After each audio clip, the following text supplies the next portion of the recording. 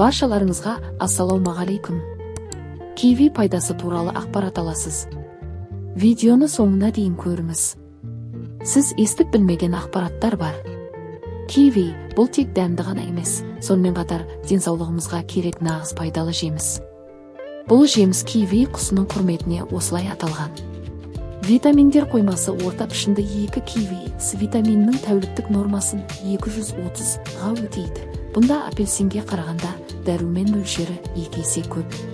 Ал С витамині иммундық жүйені ынталандырады, стреске және жасқа байланысты процестерге қарсы тұруға көмектеседі.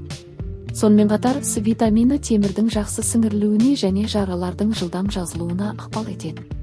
Сондай-ақ киви құрамында холестеринді төмендететін және адамның иммунитетін нығайтатын әлеуетті антиоксидант дәруменнің бірегей майсыз формасы бар. Құрамында серотонин көп. Киви жемісінде